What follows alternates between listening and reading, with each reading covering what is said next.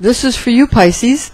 Skywatchers should look up for yet another supermoon event occurring this month. It's going to be on the 14th of the month, and it's going to be in the sign of Taurus the Bull. Now, it's going to also be nearer, closer to the Earth than the one last month, and it's also going to be, so for that, because of that, it's going to be more spectacular and more potent, especially influencing the part of our brain, our consciousness, known as H.O.A.F, or that's the back of head. It means that's the Hebrew letter that means back of head. It's going to affect that part of everyone. It already has, last month with the supermoon, but this one's going to be closer, again, more potent. So expect some eccentric behavior. It'll calm down later, but it's going to get pretty eccentric. So, some people may, that's where they get the word lunatic from Luna. And anybody that works any kind of police station or emergency room knows that people get a little crazy around that time. Okay? So just understand that. And keep it in a fun, theatrical light. And so, people don't actually become harmed if people decide that they're going to,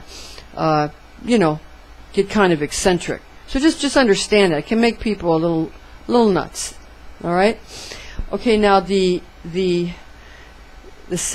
natural second house is akin to Taurus the Bull. That's money and possessions. So that's going to activate the divine tone of I have.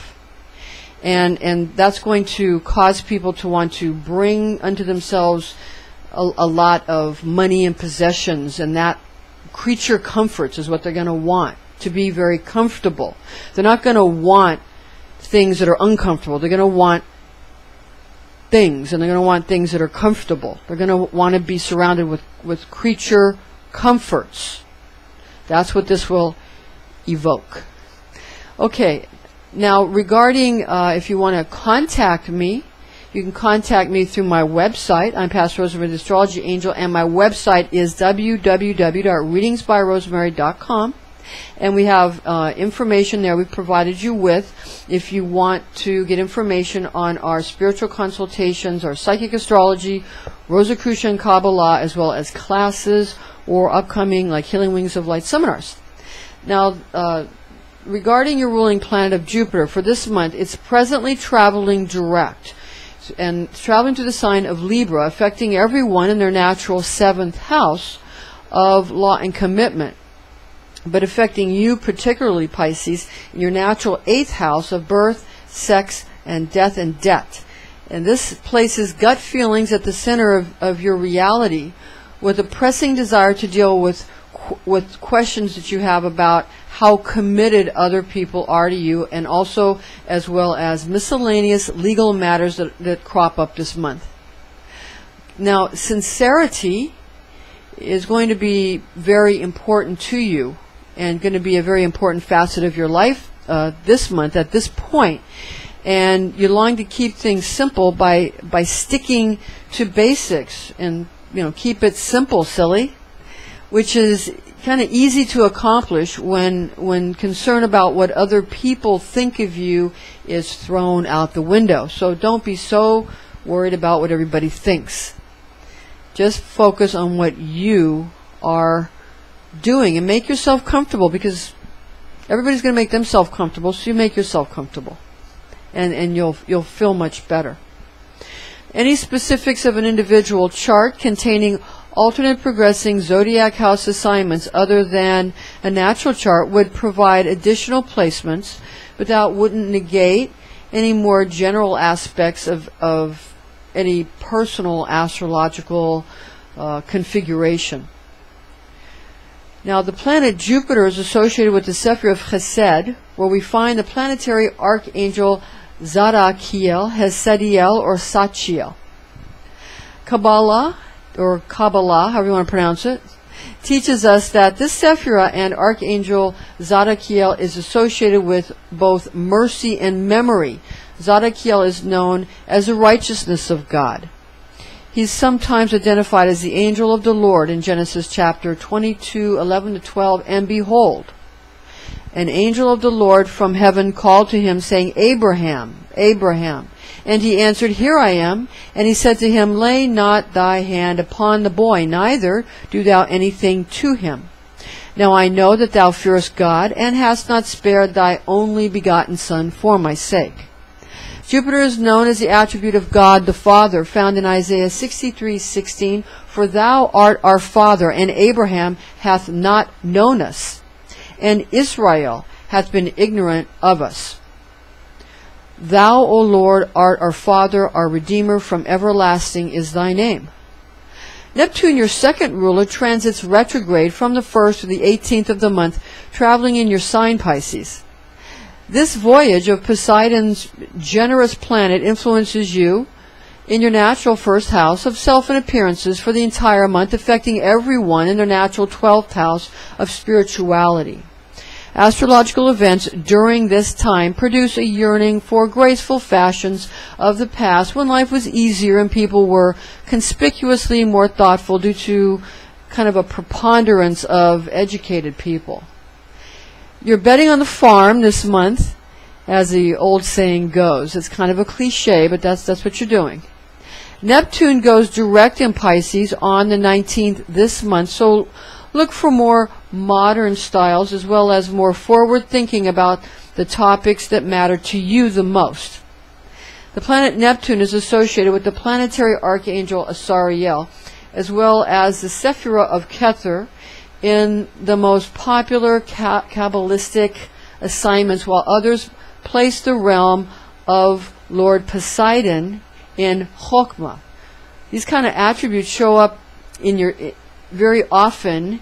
You'll see representations of Poseidon as bestowing sort of to you an effect, and wants to present as having like sea green garments, for example, and tridents indicating his high-ranking status. Azrael is the angel whom God has bound by oath. With some scriptures are going to represent and name him as the angel Zadkiel. Okay, now Neptune is known as the attribute of God the Deliverer, our salvation, found in Matthew 14:25, and in the fourth watch of the night he came to them walking upon the sea. We have an Enochian angel prediction especially for you at the end of this video, so stay right here. Now, let's see how your ruling planets of Jupiter and Neptune affect you this month, Pisces. Your water guardian archangel Gabriel speaks through to you from your Pisces astrology archangel, who is Int'l. This is an angelic horoscope transmission from your Pisces zodiac angel Int'l, who resides over the fish's mutable water, and here are his messages for you in the areas of your love, money, and health. Int'l's love, rapture, and romance transmission. Expect love to be kind of squirrely this month, because everyone, is wanting to, well, people in general, and everyone really, are, including your pets, are wanting to look important to impress those that they feel are at the top of the totem pole. No worries though, because people will come slinking back to you when they find that they need a favor. So when people need a favor, they'll be back. Don't worry about it. All right, now from Int'l's money and wealth transmission. Money is all that really matters in the physical 3D world because it buys experience, comfort, and even friends. The spirit of money is behaving in a slyly seductive manner, meant to get attention back to where the powers that be think it belongs, in your wallet.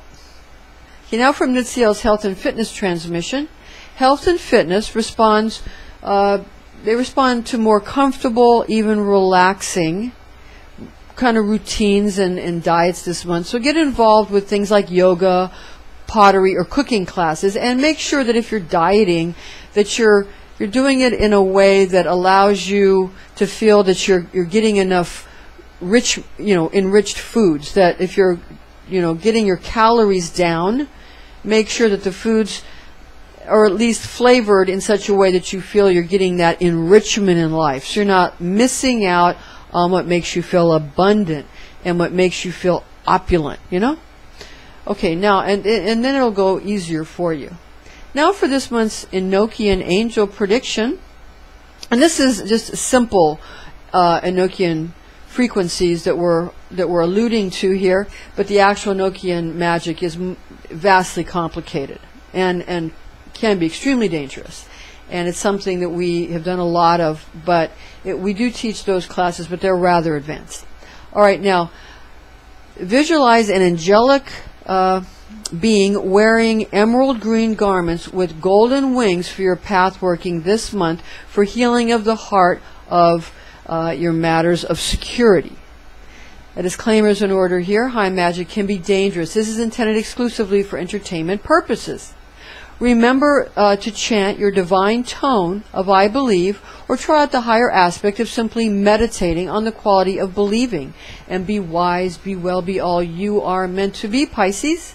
Okay, now we have the ephemeris information calculations for Eastern and Greenwich Mean Time. We have an important note here is that Eastern Time, Eastern Daylight Time, is going to be in effect until November 6th of 2016, when Eastern Standard Time begins.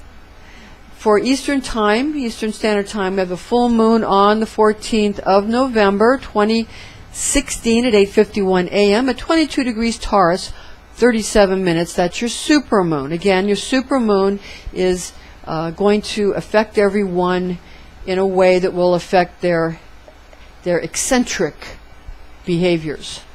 They're more lunatic behaviors. Everybody's got a kooky side, and that, excuse me, I was told that that's not politically correct to say kooky, so I'll say your eccentric side. All right. Now, the new moon is on the 29th of November 2016 at 7:18 a.m. at 7 degrees Sagittarius, 42 minutes. For Greenwich Mean Time, we have your full moon on the 14th of November 2016 at 1:53 p.m., 22 degrees Taurus, 38 minutes. Again, that's your supermoon. And remember, people with their moon in Taurus will be affected. And also the new moon on the 29th of November 2016 at 12:19 p.m. at 7 degrees Sagittarius, 43 minutes. And this is a month to remember that in English, the word love, when we say we love you, remember that we love you. To our clients, remember that love has many meanings. In English, love is not a very descriptive word. We don't have many proper words in English. But like in Greek, for example, the word eros means sexual love. The word philios means friendship or brotherly love, and the word agape means spiritual love. And those words are more precise. And spiritual love is what we mean, because we're a spiritual organization, and we provide people with spiritual nurturing. That is, agape love is what we mean when we say we love you, because we don't have brotherly love for everyone, because we don't know everyone, and we don't obviously have sexual love for everyone.